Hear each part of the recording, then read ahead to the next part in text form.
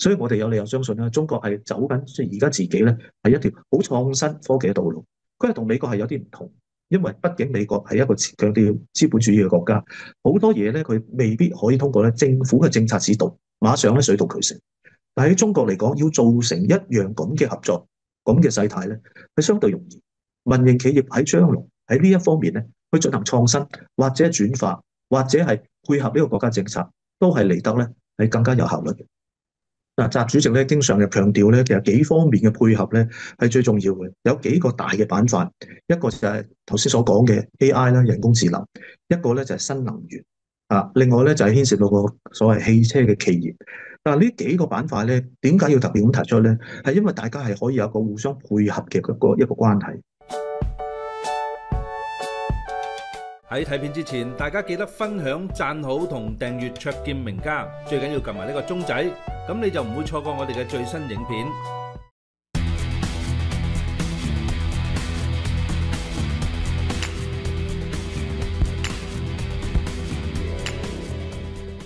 較早前咧，習主席咧亦都咧對我哋嘅民營啊機構嘅即係舵手咧，係發出一個幾友好嘅一個呼籲。個呼籲就係話咧，喺呢一個咁嘅黃金嘅時間咧，其實要找緊呢個機遇啊，大有前途啊！即係講到咧，民企喺將來嘅成個中國嘅經濟上高咧，扮演一個咧好重要嘅角色。但係呢個咧，其實不嬲都強調嘅，但係呢個時間咧係更加重要。點解咧？因為我哋都睇到嘅較早前咧，中國嚟講咧都好強調中國經濟嘅一個復甦，而佢咧去把握嘅時候咧，就會發覺咧國企咧其實個貢獻咧相對底下就應該比較明顯啲嘅。因此，如果你要維穩，佢首先會顧及咧國家企業，國家企業好多㗎係嘛，船務啊、礦務啊、航空啊係嘛，以至其他嘅科技啊等等。嗱呢啲咧係重要嘅。咁所以咧喺較早前，中國佢要製出一啲經濟復興嘅時候咧，就算講緊一個大水猛灌都好啦，首先嗰啲錢咧一定會流入呢啲大型嘅國企，係令到佢哋咧穩住個經濟。大型嘅銀行亦都同樣係受惠嘅。咁但係而家個情況咧開始出現咗一啲微妙嘅變化。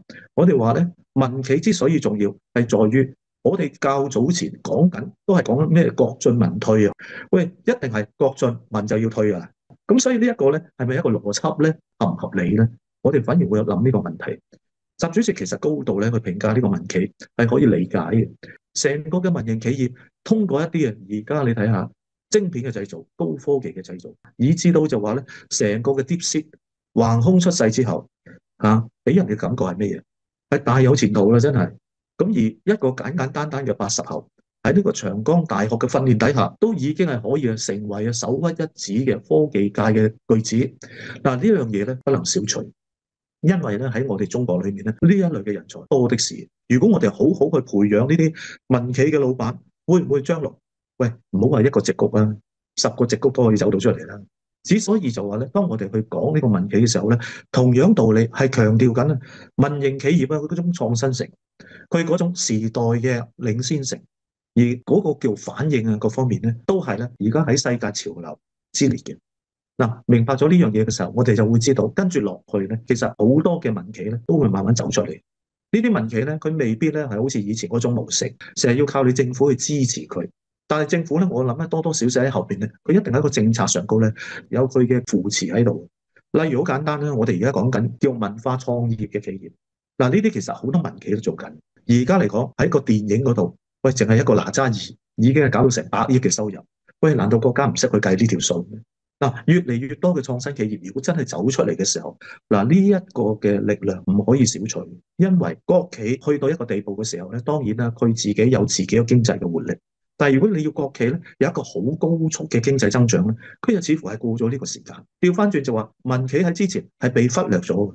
但係如果我哋真係去睇民企可以帶嚟嘅盈利咧，係意料之外喎。喺咁嘅情況底下，會唔會重新去審視？民企可以佔到呢個 GDP，將會喺將來嚟講咧係越嚟越多嘅，而呢個比例各方面都可以令到國家咧嗰個負擔係減少。呢樣好重要。民企有好多種嘅係嘛，但民營嘅企業有啲可能同國家嘅企業大家有合作咧，一樣可以產生一個即係互通嘅效用。除此之外，民營企業亦都可以同民營企業之間平衡嘅一種嘅發展，佢可以係互相協調嘅。例如好簡單，一啲晶片嘅大公司係咪可以同網絡嘅大公司大家一齊合作啊？一定得啦。網絡嘅公司係咪可以同社交平台大家一齊合作？當中國佢要打造一個智慧城市嘅時候咧，方方面面嘅人才咧都需要。我哋特別咧係講到 DeepSeek 啊，DeepSeek 咧係一個好成功嘅例子。雖然咧中國都強調，喂，DeepSeek 其實佢用嘅成本相對係低，就已經可以做人哋即係 OpenAI 做到嘅嘢，而且更加精美。但係呢樣嘢令到大家咧突然間覺得個 picture 咧係非常 rosy 嘅，係咪真係省咁少嘅錢係可以做到咁多嘅嘢咧？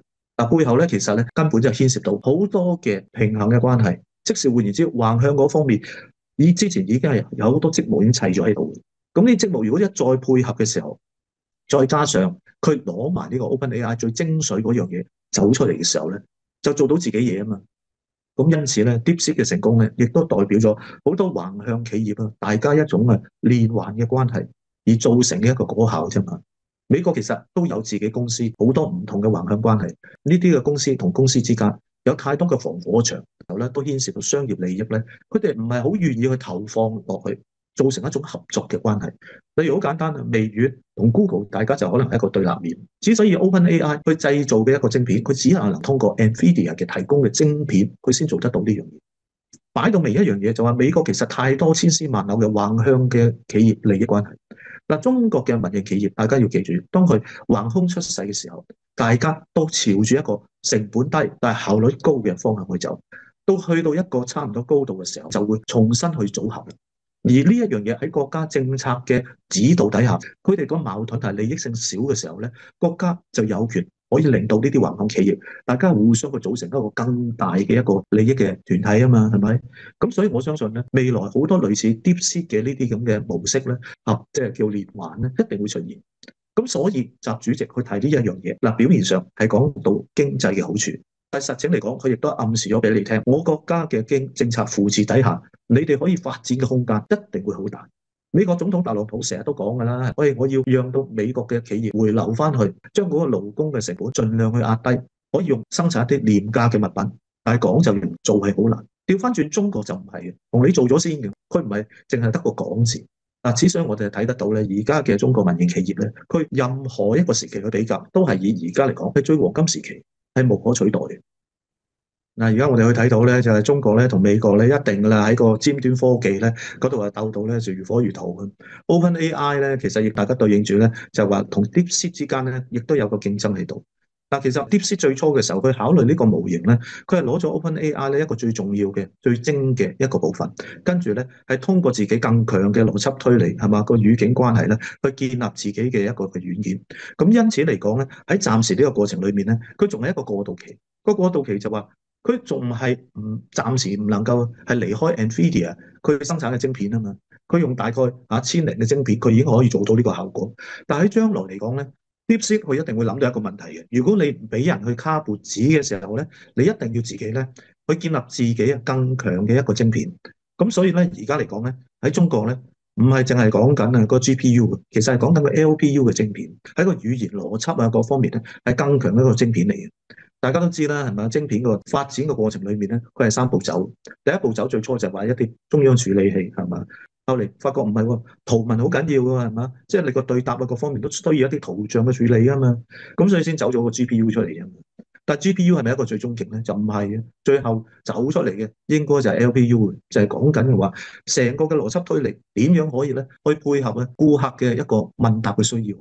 咁所以未來嘅 OpenAI 咧，全天候去服侍不同嘅行業。嗱，無可否定嘅，如果當呢個 OpenAI 再走前一步嘅時候咧，好多行業咧都恐怕考慮咧佢個存在性究竟需唔需要嘅，包括一啲諮詢嘅服務啊、中介嘅服務啊等等，其實你都可以已經用 OpenAI 啦。再講就係 OpenAI 最重要用喺咩地方咧？就係我哋將來所講嘅一個叫機械人嘅一個高科技。大家要記住，而家嘅機械人當然識行識走，但係你更加期望機械人同你真係大家叫做腦部交流噶嘛，通過呢一種嘅思維嘅活動，提升到咧類似好似人嘅一種嘅叫科技創新。咁要走到呢一步咧，其實就好多嘢。馬斯克都成日強調腦內嘅革命。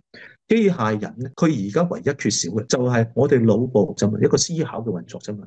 但係當 AI 如果佢都具有好似人腦一樣嘅一個思維嘅時候，嗱，呢個先真真正正咧係成為一個近於人類嘅一個咁嘅人工智能。所以我哋咧去睇成個人工智能咧喺中國嚟講咧，佢有佢自己嘅模式。呢個模式咧係一個橫向嘅配合，係通過方方面面嘅人民營嘅機構我嚟做呢啲啦，係最方便。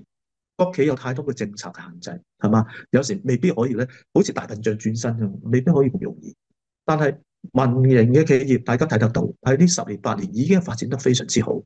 我哋無論去講呢一個嘅華為，或者講騰訊，或者阿里巴巴，或者係京東，而家其實都係講緊點樣同 AI 大家去配合，物流要同 AI 配合，社交平台係要同 AI 去配合。除此之外，更加多嘅係自己一啲高科技。我哋講緊無人機，好多時候都講無人機，無人機都係啊，係嘛？由私人嘅企業一路去帶動，但係將來嘅無人機而家都已經睇得到添啦，都唔使將來，係嘛？全部都可以通過呢個電腦嘅操作，係嘛？做到一啲好大規模嘅一個模型。嗱，呢個咧係令到將來咧唔單止喺個民營化嗰方面咧係有幫助，喺嗰個軍事化嗰方面咧，其實亦都已經慢慢推向咗呢一步咧，就係喺一個無人操作嘅情況底下，點樣可以咧係策展到自己嘅強力嘅一個軍事制衡啊，種種嘅方式都講俾大家聽。呢一個嘅人工智能前景係無限，而且係方方面面嘅企業都可以同佢配合嘅時候咧，嗱，得到出嚟個效果就唔係1+1等於2咁簡單嘅咯，係嘛？所以我哋有理由相信啦，中國係走緊即係而家自己咧係一條好創新科技嘅道路。佢係同美國係有啲唔同，因為畢竟美國係一個強調資本主義嘅國家，好多嘢咧佢未必可以通過咧政府嘅政策指導，馬上咧水到渠成。但喺中國嚟講，要做成一樣咁嘅合作、咁嘅勢態咧，係相對容易。民營企業喺將來喺呢一方面咧，去進行創新或者轉化，或者係配合呢個國家政策，都係嚟得咧係更加有效率嘅。嗱，習主席咧經常又強調咧，其實幾方面嘅配合咧係最重要嘅，有幾個大嘅板塊，一個就係頭先所講嘅 AI 啦，人工智能；一個咧就係新能源啊，另外咧就係牽涉到個所謂汽車嘅企業。但係呢幾個板塊咧，點解要特別咁提出咧？係因為大家係可以有個互相配合嘅一個關係。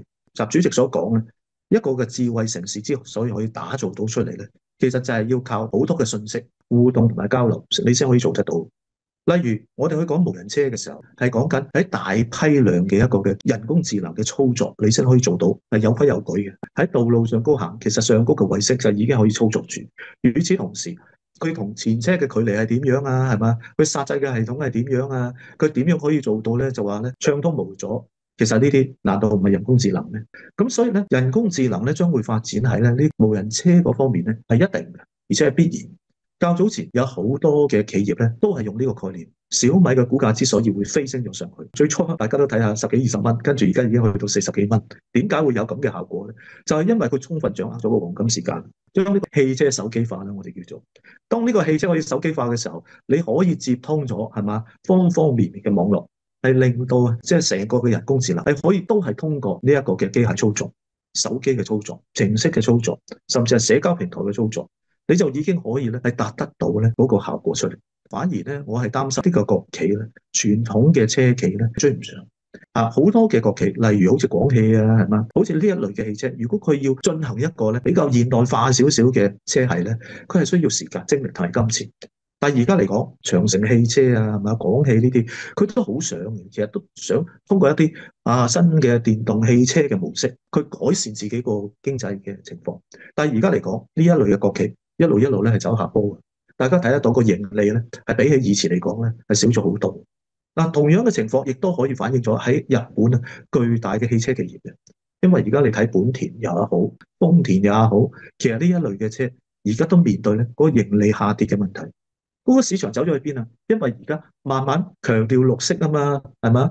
綠色能源啊，呢一啲嘅無人車啊，再加上電池車啊呢一種嘅叫推廣。咁所以佢個份額一定越嚟越少，而國內呢一類嘅份額反而越嚟越多嘅，係嘛？而家去下可能成10幾20% 咯，可以真係去到咁嘅地步。嗱，反映咗一樣嘢咧，就話咧，成個世界咧，佢將會係一個好大嘅產業革命。呢個產業革命咧係由 AI 去驅動，而其他嘅硬件去配合。無人車其實就硬件去配合 AI 咁解啫嘛。咁所以咧，美國嚟講咧，其實佢而家又係企住一個十字路口。佢同中國咧去比較嘅時候，中國咧而家就如魚得水，因為民企喺呢幾方面全部補足晒所有板塊之間嘅配合。